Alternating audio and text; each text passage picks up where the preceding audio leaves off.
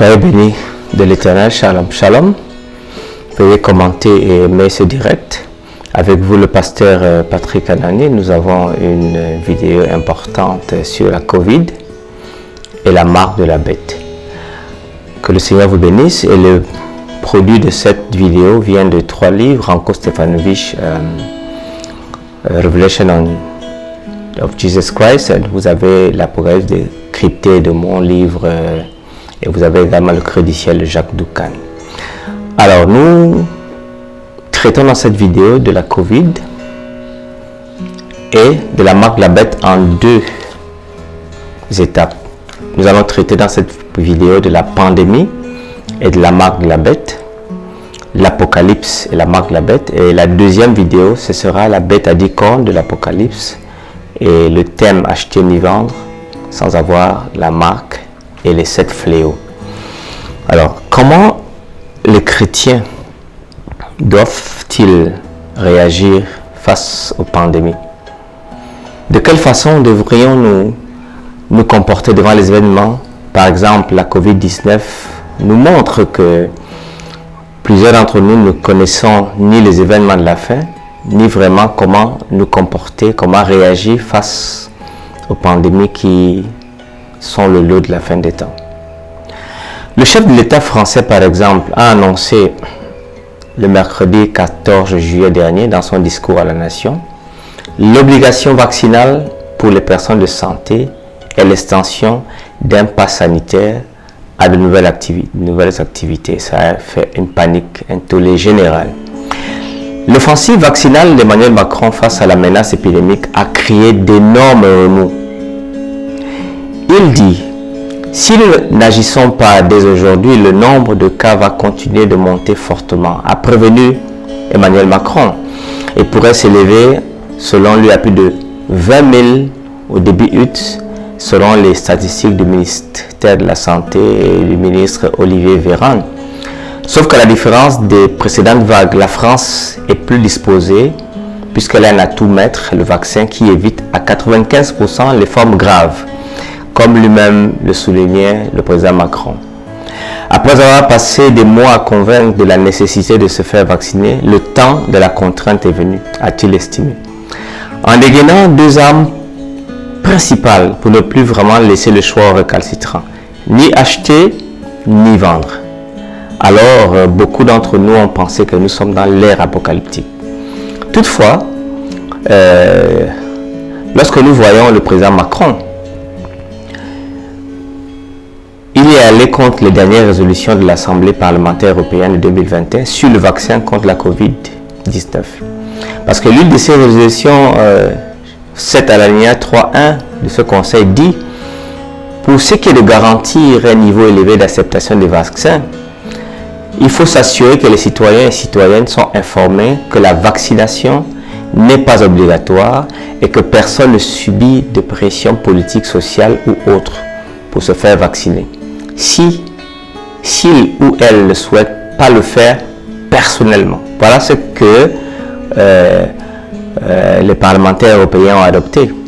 Donc cette obligation macronienne fait donc penser au livre de l'Apocalypse qui dit que personne ne puisse acheter ni vendre sans avoir la marque, le nom de la bête ou le nom de son nom, Apocalypse chapitre 13, verset 13. Et les gens restent dans la panique depuis, en y voyant le déclenchement de la marque de la bête. Dans cette vidéo, je voudrais analyser la perspective prophétique du dernier livre de la Bible, l'Apocalypse. Qu'est-ce que l'enseignement de Jean nous offre en perspective sur la pandémie ou les pandémies et la marque de la bête? Qu'est-ce que l'Apocalypse même nous dit donc même de la marque de la bête? Que signifie-t-elle pour le moment? Pour une meilleure préparation des temps de troubles, dont nous avons besoin de comprendre ces choses. Comment comprendre leur relation avec la COVID-19? Premièrement, nous devons comprendre une chose. Les pandémies ont toujours existé. Et pratiquement, depuis l'histoire des 7 fléaux en Égypte, on se rend compte que les pandémies ont toujours été là dans l'histoire humaine. Par exemple, même du temps du roi Ézéchias, qui fut menacé par le roi assyrien en environ 682-681 avant Jésus-Christ. Vous lirez l'histoire dans 2 Rois chapitre 19, à partir du verset 30 à 37. Dieu envoya son messager, un ange qui tua en une seule nuit 185 000 hommes dans l'armée assyrienne, qui ne mit jamais les pieds à Jérusalem. Une tradition d'un autre auteur contemporain, quelques siècles plus tard, 200 ans plus tard, qu'on appelle Hérodote, dans son livre 2, à l'alinéa 141, parle d'une invasion de rats qui aurait dévasté le camp assyrien.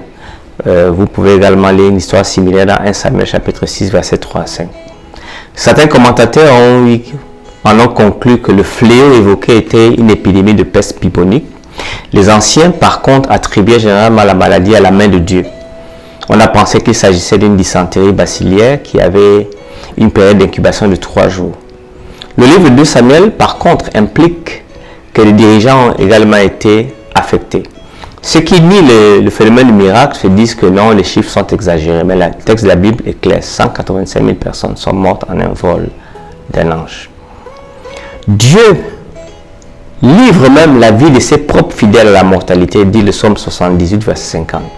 Quoique le psaume 91, verset 6 rassure, ni la peste qui marche dans les ténèbres, ni la contagion qui frappe en plein milieu ne t'atteindra. L'ange de l'Éternel dont Osée nous dit dans le livre devant lui marche la peste, et la peste est sur ses traces pour punir les actes tant des hommes que des animaux. Vous lirez cette histoire dans Habakkuk chapitre 3 verset 5. Dans le cas de David, l'homme selon le cœur de Dieu, nous avons également une éruption pandémique à cause d'un péché qu'il aurait commis de manque de foi. En effet, Dieu pouvait aussi punir les hommes en frappant par la maladie par un ange destructeur. Vous avez le cas d'Égypte, vous avez 2 Samuel chapitre 24 verset 16. Par exemple, David qui avait à choisir entre 7 ans de sécheresse, la fuite devant ses ennemis ou la peste pour juste 3 jours sur son pays. Mais cela n'extermina dans cette durée que 70 000 hommes dans l'arrière-pays. 2 Samuel 24 verset 10 à 15 verset 16.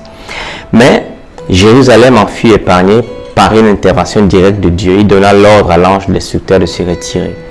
Ensuite, David confessa son péché et fit un sacrifice d'expiation digne de son nom et construisit un autel à l'endroit où l'ange reçut l'ordre de ne pas aller plus loin. 2 Samuel 24, verset 16. Alors, dans l'histoire chrétienne même, le premier cas de variole, nous le savons, se déroula durant la période du début du christianisme entre 164 à 180 après Jésus-Christ. Par ailleurs, l'Empire romain même a été ravagé totalement, presque totalement par cette variole. Des siècles plus tard, il est établi que la variole a été signalée pour la première fois en Asie, en Chine en 1122. La vaccination, quant à elle, est née de ce qu'on appelle l'âge du progrès, quoiqu'en France régnait la terreur en 1793-1794, que 800 000 Égyptiens moururent de la peste. Et en 1792, 4 ans après l'invention de la vaccination pour la variole fut trouvée par des scientifiques. Alors, parlant de la marque de la bête, les hommes ont de tout temps essayé de se protéger des pandémies. Et c'est normal. Mais Christ entend protéger ses élus pourvu que ces derniers lui restent fidèles et ne prennent pas la marque de la bête qui servira de puissant outil de conviction. Apocalypse chapitre 13, verset 17.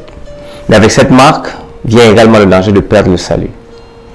Ranko Stefanovic remarque dans le livre de l'Apocalypse la grandeur des preuves et le moment où les derniers fléaux seront déversés sur ceux qui habitent sur la terre, c'est-à-dire ceux qui ont accepté la marque de la bête plutôt que le sceau de Dieu. Apocalypse chapitre 16. Ceci montre que nous sommes dans une affaire de vie et de mort. Lorsque Macron a rendu la vaccination obligatoire, on peut donc se rendre compte de toute la panique que cela a pu engendrer, non seulement aux personnes soignantes, mais aux chrétiens qui scrutent les prophéties, puisque l'application de cette obligation semble aussi économique en principe. Mais à confondre souvent la marque elle-même avec les méthodes et les politiques qui vont y conduire, ce n'est qu'un pas à franchir. ou tout du moins les conséquences sur le plan social et commercial, car personne ne pourra acheter ni vendre sans avoir la marque, le nom de la bête ou encore le nom de son nom. Apocalypse chapitre 13, verset 13. Donc, 3 alternatives dont le chiffre semble faire plus peur. En effet, le chiffre de la bête est identifié parodiquement par 666 dans Apocalypse chapitre 16, verset 18. Et ceux qui le prendront en souffriront les affres de Dieu au jugement. Apocalypse chapitre 14, verset 11, chapitre 16, verset 2. On est soit de Dieu, si l'on reflète son caractère, ce que l'Apocalypse appelle avoir son nom et le nom de son Père qui est écrit sur leur front. Ceci montre que cette marque est pour ceux qui n'auront pas été fidèles à la parole de Dieu, parfois jusqu'à la mort. Apocalypse chapitre 2, verset 10 dit « Sois fidèle jusqu'à la mort et je te donnerai la couronne de vie. » Et ceci est très important. Et au verset 13, la même injonction est donnée. Je sais où tu demeures, je sais que là est le trône de Satan. Tu retiens mon nom et tu n'as pas renié ma foi, même au jour de l'Antipas, mon témoin fidèle qui a été mis à mort là. Où est le trône de Satan? Où demeure Satan et sa demeure? Donc vous comprenez que les fidèles peuvent rester même dans les conflits les plus difficiles. Le Seigneur nous demande: ne crains pas ce que tu vas souffrir. Voici le diable jettera quelques-uns de vous en prison afin que vous soyez éprouvés et vous aurez une tribulation de 10 jours. Mais sois fidèle jusqu'à la mort, je te donnerai la couronne de vie. Jean nous informe donc que la marque de la bête serait liée à la vérité divine, dont d'un aspect sur toute la ligne, la marque de la bête est religieuse sur toute sa perspective. C'est un problème d'adoration. En effet, Jean nous informe que c'est par l'exercice de la religion que les habitants de la terre la recevront. Et surtout ceux qui auront été séduits en étudiant le verbe au passé, et planéser, qui vient de planao, qui signifie métaphoriquement s'éloigner de la vérité, conduire à l'erreur, accepter la vérité, être trompé par le mensonge. S'écarter donc de l'orthodoxie constituera donc un grand péché du point de vue de Jésus lorsqu'il dit: prenez garde que personne ne vous séduise. Matthieu 24, verset 5, verset 4, verset 11, verset 24. Jean, le prophète de l'Apocalypse, précise même le nombre de ces entités qui travailleront avec la puissance du diable, à savoir 2 entités à caractère religieux, lorsqu'il dit: et la bête fut prise avec elle et le faux prophète qui avait fait devant elle les prodiges par lesquels il avait séduit ceux qui avaient pris la marque de la bête et adoré son image. Nous parlons là des États-Unis en relation avec le monde apostat protestant qui va s'y lier, faire et donner à la première bête qui est, comme vous le connaissez prophétiquement, la papauté dans son désir de sang. Et donc cette seconde bête qui sortira de la terre, que nous allons identifier plus tard, va donc faire le jeu de la première bête et détruire les chrétiens, ou tenter de détruire les chrétiens qui ne voudront pas obtempérer avec leurs ordres. Dans le livre de la fin des temps, donc, l'Apocalypse, la bête réclame de l'adoration comme Dieu réclame de l'adoration. Et par cette dernière, les gens reçoivent la marque de la bête avec l'aide des doctrines, des démons que l'on peut résumer comme le travail du faux prophète. Apocalypse chapitre 20, verset 4, vous pouvez voir qu'il y a un trait comme ceci. La bête donc parodie Dieu à plus d'un égard. Par exemple, à tous ceux qui reçoivent la marque, le nom ou le nombre 666, elle garantit une liberté économique et la protection sociale et de ses persécutions.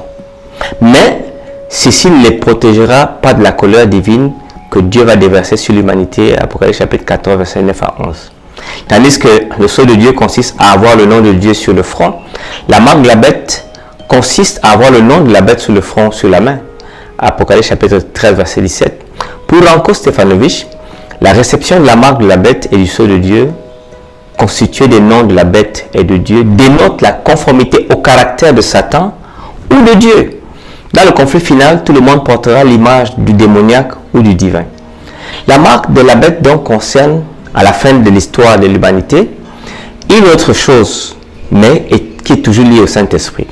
L'anti-Dieu persécute le peuple fidèle, mais le sceau de Dieu protège durant la grande tribulation ou durant la seconde venue.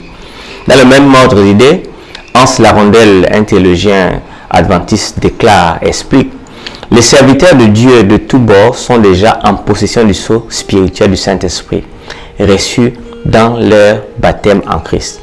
Ils sont donc en Christ. Mais ce n'est qu'après que les serviteurs de la fin des temps de Dieu ont été mis à l'épreuve concernant la marque de la bête est trouvé fidèle à la mort, jusqu'à la mort, qu'ils recevront de ses anges l'unique sceau apocalyptique comme la marque de l'approbation divine et bouclier contre les forces de la mort et de la destruction. C'est à leur fidélité, à la fidélité de la parole donc, que nous voyons que la marque de la bête est obtenue ou rejetée. C'est à l'observation des commandements que la dernière génération devra exprimer sa foi au Seigneur. Apocalypse chapitre 1, verset 9, Apocalypse chapitre 14, verset 12, Apocalypse chapitre 12, verset 17. Le Seigneur voudrait que ses fidèles soient purifiés et qu'ils maintiennent leur fidélité à l'approche de la fin. Jésus venant bientôt pour la dernière génération. Le Seigneur commande, retiens ce que tu as, afin que personne ne prenne ta couronne. Apocalypse chapitre 3, verset 10. Mais la venue de Jésus n'est pas une accalmie. Les fidèles doivent passer par des derniers événements de l'histoire de ce monde, appelés la grande tribulation. En cette période de crise, ils auront besoin de la protection spéciale du Saint-Esprit. C'est alors qu'ils feront l'expérience de l'accomplissement de la promesse de Christ donnée aux Philadelphiens. Parce que tu as gardé la parole de la persévérance. En moi, je te garderai aussi à l'heure de la tentation qui va se déverser sur le monde entier pour éprouver les habitants de la terre. Apocalypse chapitre 3, verset 10. Alors, chers amis, nous nous retrouvons à la prochaine vidéo pour traiter de la bête à 2 cornes, à 7 têtes et 10 cornes de l'Apocalypse, et le symbole acheter ni vendre sans avoir la marque de la bête. Que le Seigneur vous bénisse.